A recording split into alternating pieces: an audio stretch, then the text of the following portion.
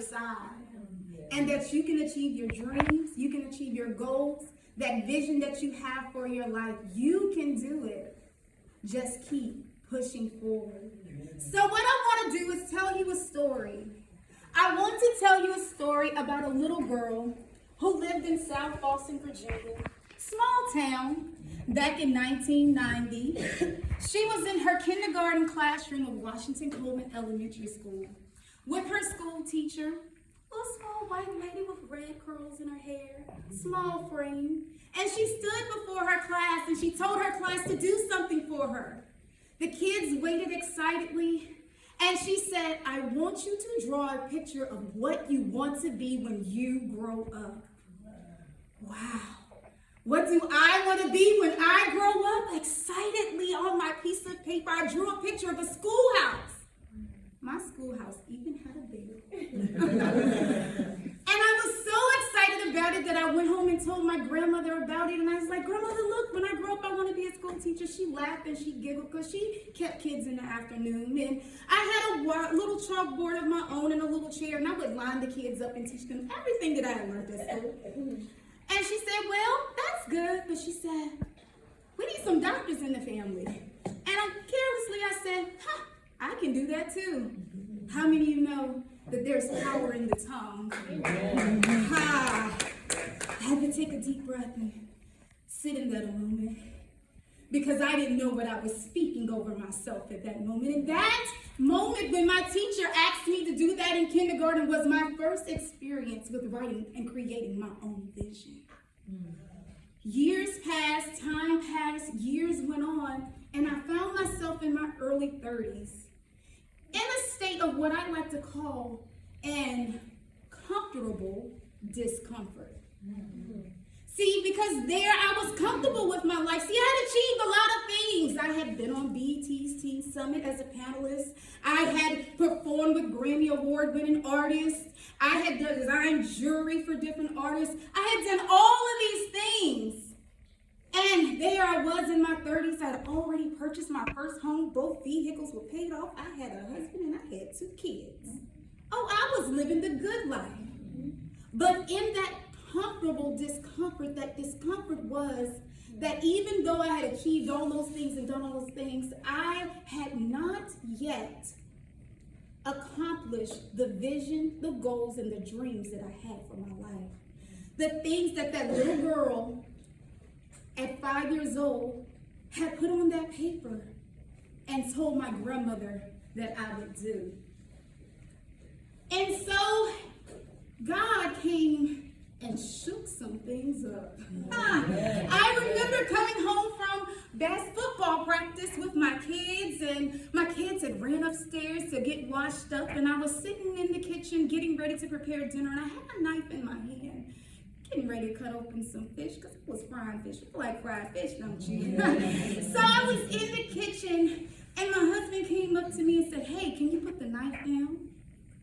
So slowly, I put the knife down. Yeah, I did. And I looked at him kind of confused, and he looked at me and he said, I don't want to be married anymore. Oh. He packed a book bag and went upstairs and told the kids, I'm out, and left. So there I was, with all of these emotions going on in my body, something that I felt in the pit of my stomach and the pounding in my chest. See, there I was, with no education, no job, and no skills, see, because I had got comfortable.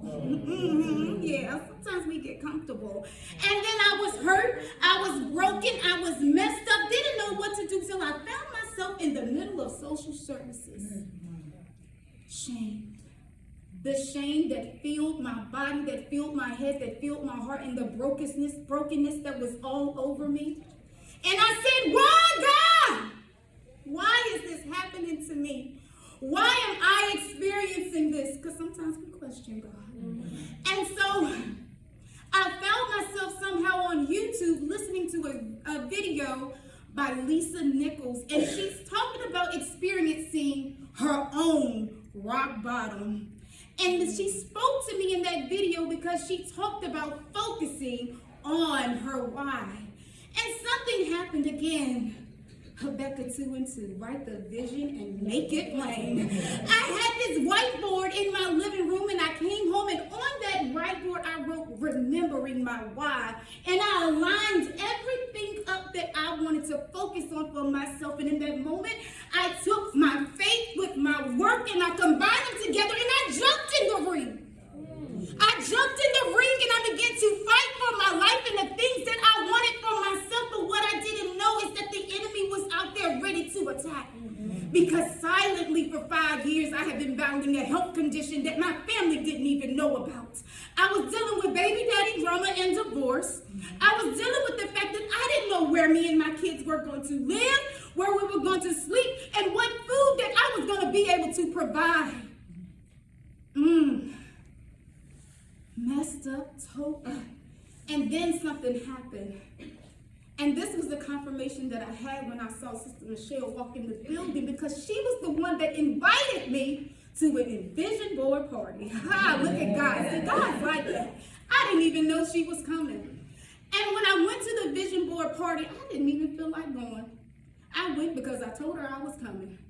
And I put on that vision board everything that I wanted to do for myself and for my children.